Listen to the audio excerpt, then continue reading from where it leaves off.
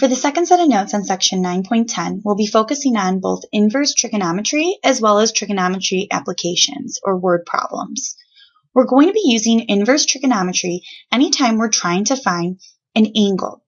So in the first video, we were given a right triangle, we were given one side of the triangle and one other angle, and we were trying to find another side.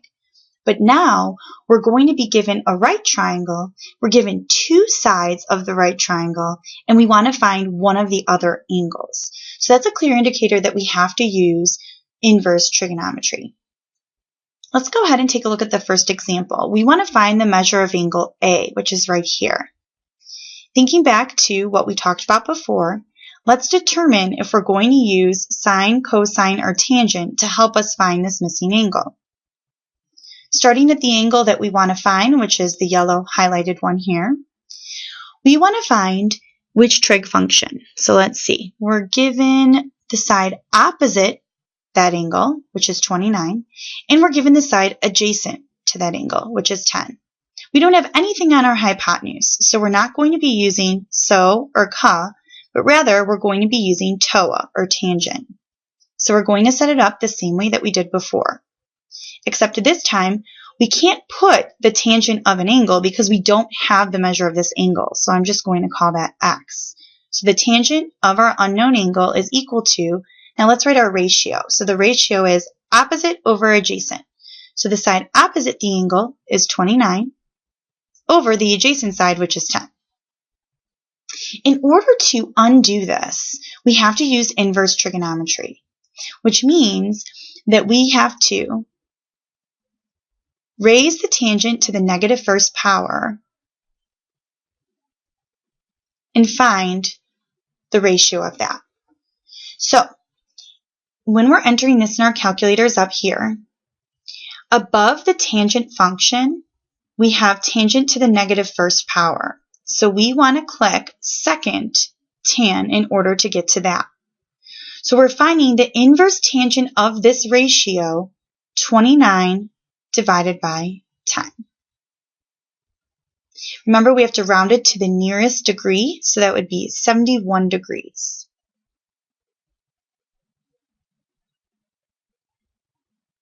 Let's take a look at example 6.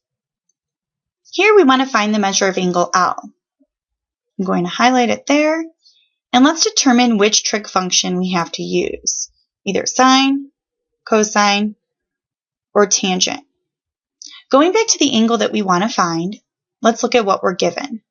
So we're given the side adjacent to that angle, and we're given the hypotenuse of the right triangle, which means that we're going to be using cosine, the A and the H.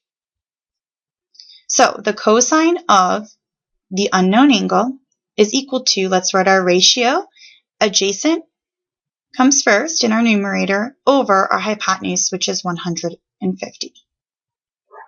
Remember, in order to undo this, we have to use inverse trigonometry, which means we're taking the inverse of our cosine of this ratio, 100 divided by 150. Let's go ahead and enter that in our calculators.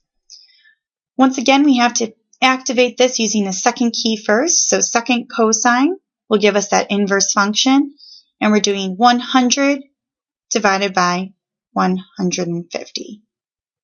Which leaves us with about 48 degrees for the measure of that angle. Moving on to example 7.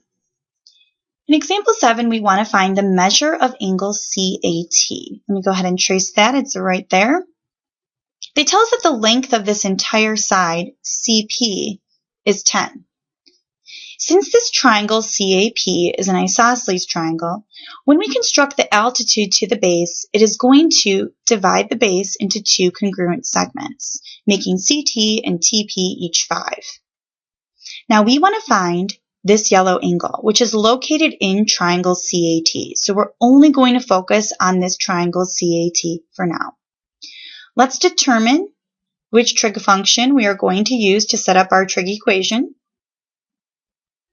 And let's go ahead and start at the angle that we want to find and mark what we have.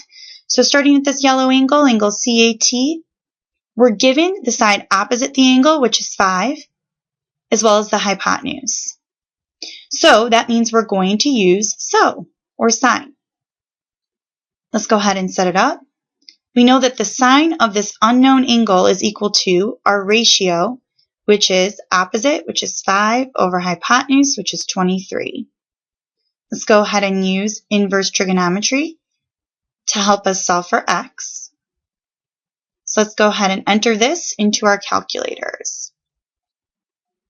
So we're going to press second sine of this ratio 5/23. Let's go ahead and hit enter. Let's go ahead and round that to the nearest degree, which would be 13 degrees.